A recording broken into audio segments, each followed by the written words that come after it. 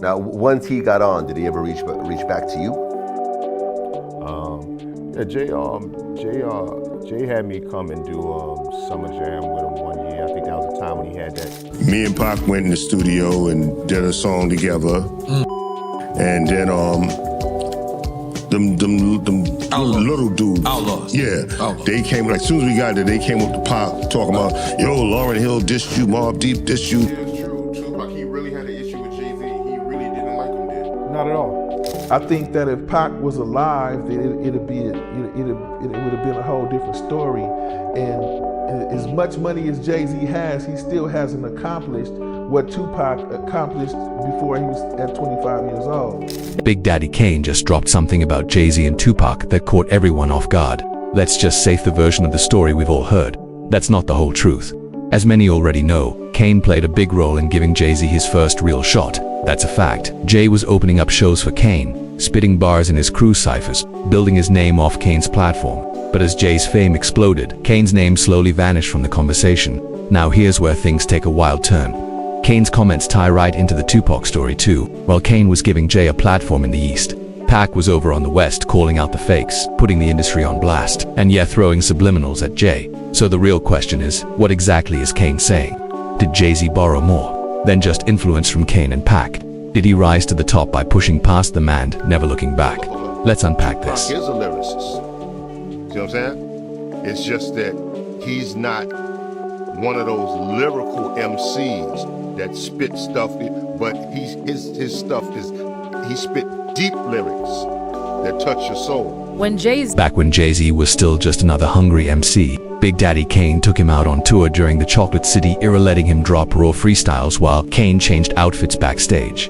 But it wasn't just about stage time. Kane actively helped push Jay's demoling tracks with him and even sending them out to the labels. But Kane now reveals that the labels weren't feeling Jay at the time. His style, too different, too sharp, too ahead of its time. See, I heard that no one really wanted to sign him when you was shopping him around the record labels. Is that true? Yeah. This was, I want to say, I don't know, 90, 91 maybe. We was, you know, Jay, we recorded some songs, probably about 4 or 5 songs on Jay-Z, and shopped them to several different record labels, and they all passed. And while even when the industry passed on, Jay Kane stood firm. He believed Jay would break through eventually, and he was right. But here's the catch. Kane's fingerprint is all over Jay's early style of the flow, the delivery, the confidence. Yet, in later interviews, docs, even Jay's own book Decoded, Kane barely gets a mention. There's a quick shout out to learning stage presence from him, but no real props, no repeated flowers, and Kane noticed. Some fans even believe Jay dissed Kane in his track Do It Again. The bar goes, I seen the same ish happen to Kane. 3 cuts in your eyebrows trying to wild out, and Yakin was known for those eyebrow slits. Whether Jay meant it as shade or not, it landed cold. Even Angie Martinez once commented that it sounded like a diss. Kane publicly brushed it off, but insiders say he clocked it. And that silence, that distance, made folks wonder. Did Jay purposely keep Kane out the frame as he created his new gangster hustler persona? Kane now seems to think so. I remember actually having a record deal through a production deal with someone else and recording, and then the next thing you know, someone else on the label blew up. Even when the industry passed on, Jay Kane stood firm. He believed Jay would break through eventually, and he was right. But here's the catch. Kane's fingerprint is all over Jay's early style of the flow, the delivery, the confidence. Yet, in later interviews, docs, even Jay's own book Decoded, Kane barely gets a mention. There's a quick shout out to learning stage presence from him, but no real props, no repeated flowers, and Kane noticed. Some fans even believe Jay dissed Kane in his track Do It Again. The bar goes, I seen the same ish happen to Kane. 3 cuts in your eyebrows trying to wild out, and Yakin was known for those eyebrow slits. Whether Jay meant it as shade or not, it landed cold. Even Angie Martinez once commented that it sounded like a diss. Kane publicly brushed it off, but insiders say he clocked it. And that silence, that distance, made folks wonder. Did Jay purposely keep Kane out the frame as he created his new gangster hustler persona? Kane now seems to think so.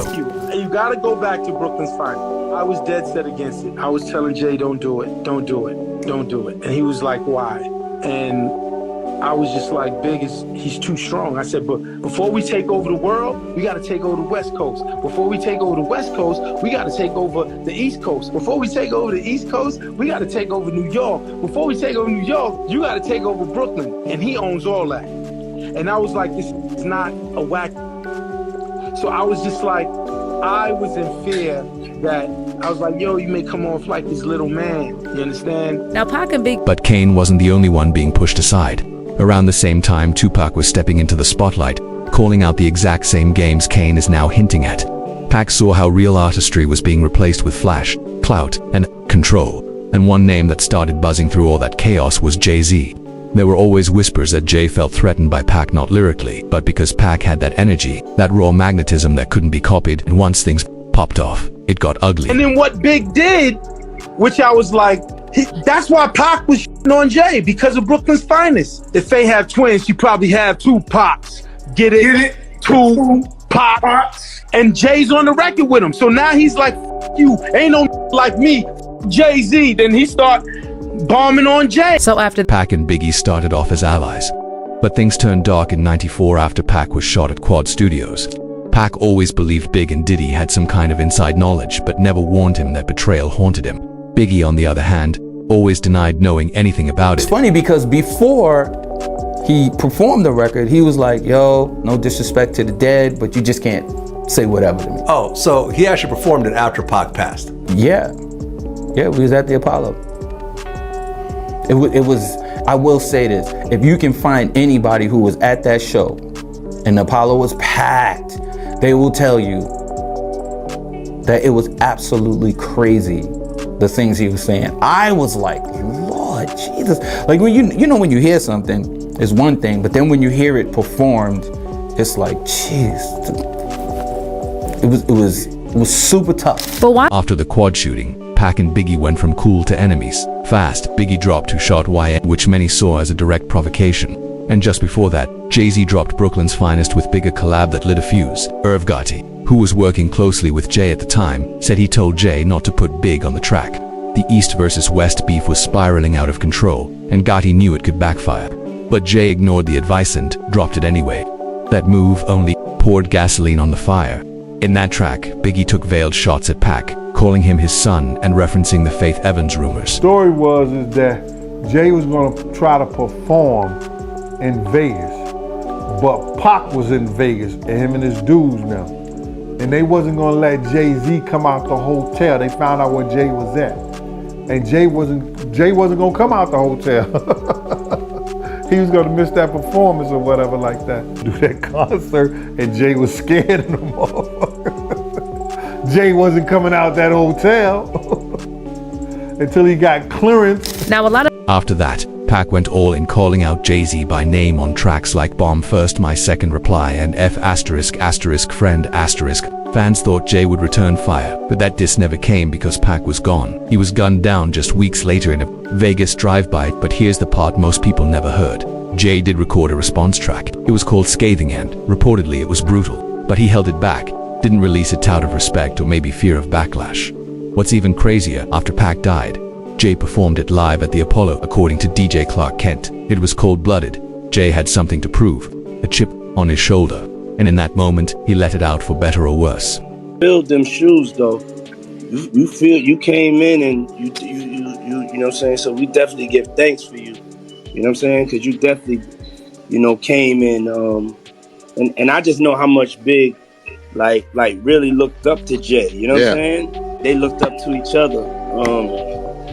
And yeah, that is crazy to have to step into the shoes of like two people, because that's all it was those two people, and they had like the game. They had things on lock. Hov was coming, you know what I'm saying? But like, it was like these two cats was just so big, you know what I'm saying? And then so it's like to have all of that, like, come on you and have that responsibility to keep this shit fly and keep the art of it going. Yeah. You know what I'm saying? Because I think Hov really kept the, Hov kept the art of it going and was able to take where they was at and take it, you know what I'm saying? Take it even higher. So And despite all But why would Jay even perform that diss track after Pac was already gone? That's the part that still raises eyebrows. Many believe Jay actually felt a sense of relief when Pac passed because deep down, Pac intimidated him. Word is, Jay knew he could never truly outshine a figure like Pac Diddy's former bodyguard. Gene Deal once claimed that Jay was so nervous about Pac that he stayed locked inside his Vegas hotel room during a show, just because Pac and his crew were in the city.